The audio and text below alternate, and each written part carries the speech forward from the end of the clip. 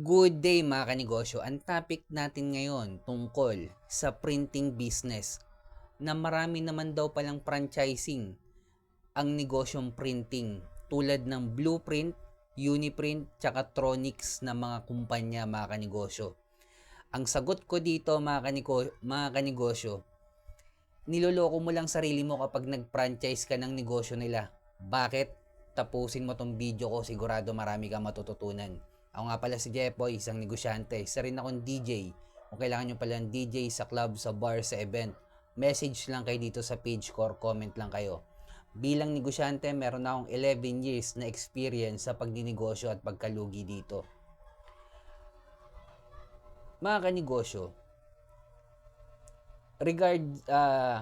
regarding sa nauna kong video na hindi mai-scale up ang printing business through franchising, meron naman daw nakagawa.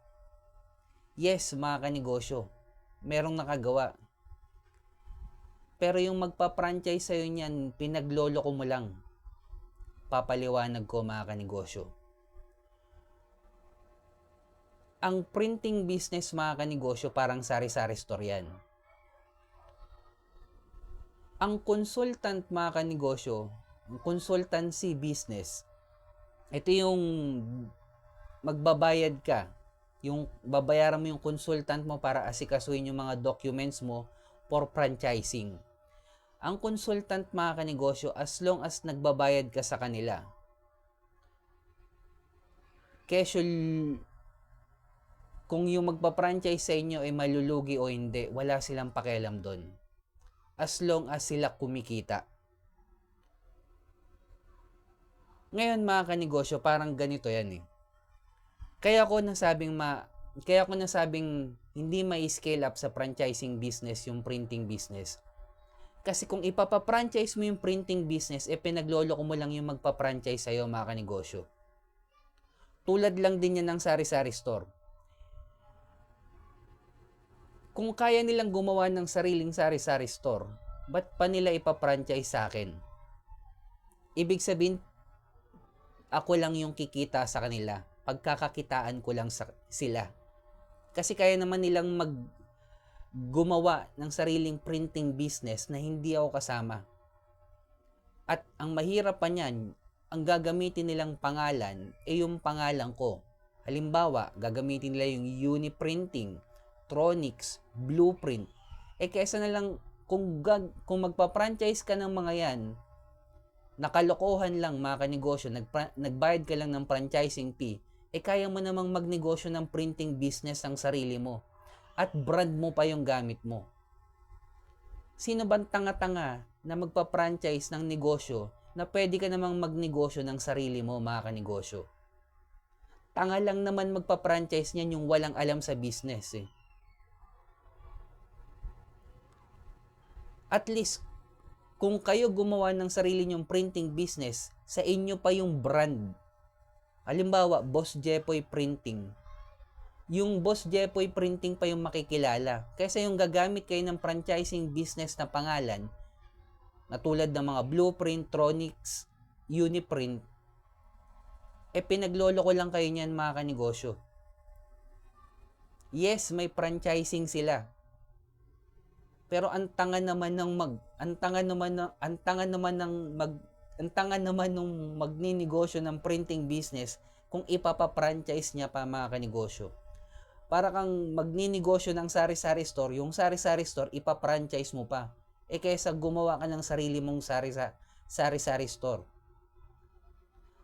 Ang printing business is commodity mga kanegosyo. Ba't ka pa magpa-franchise ng pangalan ng iba kaya mo namang gumawa ng sarili mong printing business na nakapangalan pa sa'yo? Ang kikita lang dyan yung pinag-franchisean mo mga kanegosyo. Hindi ka naman nila bibigyan ng customer. Gagamitin mo lang yung pangalan nila. As long as may pera ka, kaya mo magnegosyo sa printing ng negosyo. Kaya mong bumili ng makina, equipment. Ba't ka pa magpa-franchise ng negosyong yan? Ang nabubuto lang naman yan magpa-franchise ng mga ganyang negosyo, yung walang alam sa negosyo talaga eh. Maniwala kayo mga kanegosyo. Yung mga baguhan na mayroong puhunan na naipon nila ng ilang taon, na hindi nila alam kung anong magandang inegosyo, diyan napapasok yan yung mga franchisee. Hindi lahat ng nagpapa-franchise mga kanegosyo is kikita ka. Kaya lagi kong sinasabi sa video ko, much better na ang negosyo nyo yung ipa-franchise nyo. Kaya malaking kalokohan mga kanegosyo kung magpa-franchise ka pa ng printing business, kaya mo namang magnegosyo ng sarili mong printing business. Kaya budol lang yan yung magpa-franchise ng sarili ng ibang printing business mga kanegosyo. Kasi una, hindi naman sa kanila yung equipment. Ang bibili mo lang sa kanila yung pangalan ng prangkisa nila mga kanegosyo. Kung may puhunan ka, magnegosyo ka na lang ng sarili mo, brandingan mo, pangalanan mo ng sayo mismo.